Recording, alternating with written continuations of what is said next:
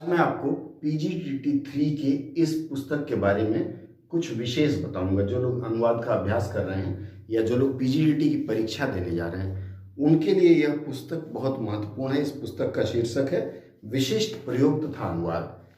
यदि यह पुस्तक आप लोगों के पास है तो यह बहुत काम की पुस्तक है और इसके कुछ अंश मैं आपको पढ़ करके सुनाऊंगा। जैसे इसका एक पाठ है विशिष्ट प्रयोग का। जैसे इसमें कहा गया है कि रिपोर्टिंग वर्ब और रिपोर्टेड स्पीच इसके बारे में मतलब इसका परिवर्तन कैसे किया जाता है इसके बारे में बताया गया है। इसका जो सबसे महत्वपूर्ण भाग यह है कि इसमें कहा गया है कि यदि प्रश्नवाचक वाक्य व्हेन, वेयर, व्हाट, हु और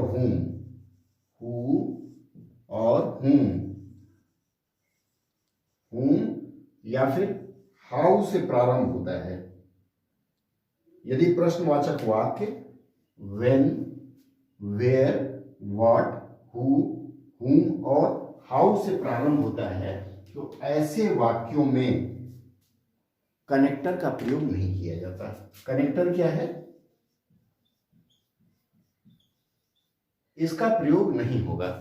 अब देखिए, इसके लिए आपको जैसे मैं एक वाक्य देता हूं कि I said to the stranger. मैं लिखता हूं, देखिए, I said to the stranger, ये इसका पहला अंश है। और उसके बाद कॉमा, इन्वर्टेड कॉमा में what is your business, what is your business with me, what is your business with me and where do you come from, and where do you come from, inverted comma close. मैं जरा इस ऊपर वाले अंश को मिटा देता हूं तब आसानी रहेगी। देखिए, प्रश्न फिर से सुन लीजिए। When, where, what, who, whom and how अगर रहता है तो इसमें क्या करते हैं? कनेक्टर का प्रयोग नहीं करते हैं। इस अंश को मैं मिटाता हूं ताकि मैं ठीक से लिख पाऊं। अब इसमें आप देखिए कि यह वाक्य क्या कहता है कि इसका अगर आप डायरेक्ट स्पीच से इनडायरेक्ट स्पीच में या फिर इसका आप नरेशन करने का प्रयास करें तो किस तरह से करेंगे। जब तक मैं लिखने का प्रयास करता हूं तब तक आप लोग अपने नोटबुक में लिखने का प्रयास करिए।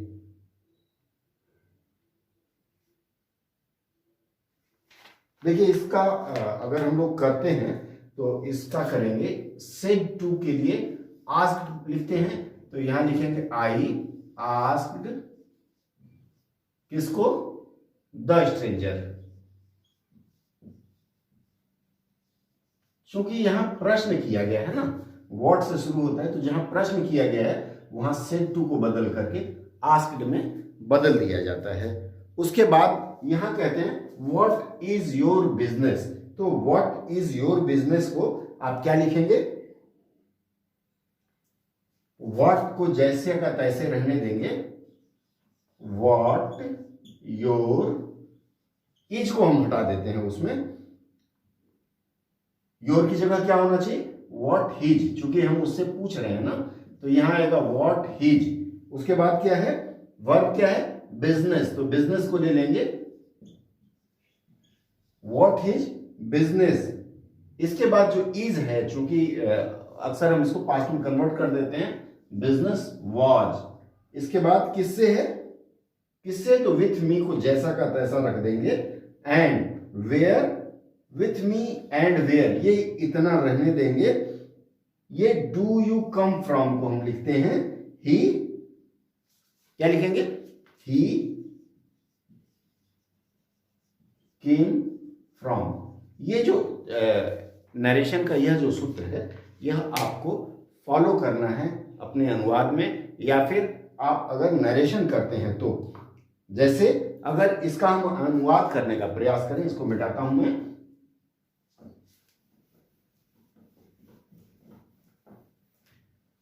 अगर हम इसका अनुवाद करने का प्रयास करें तो इसका अनुवाद होगा, मैंने अजनबी से पूछा तुम्हें मुझसे क्या काम है और तुम कहाँ से आ रहे हो। कनेक्टर की हमने आवश्यकता ही खत्म कर दी। मैंने किससे पूछा, स्ट्रेंजर के लिए अजनबी से पूछा। कनेक्टर मतलब हमने यहां की का प्रयोग नहीं लगाया है, जैसे की, क्यों, ताकि इन सब चीज का प्रयोग नहीं किया है। पूछा तुम्हें मुझसे क्या है, क्या काम है, क्या काम है और तुम कहां से आ रहे हो।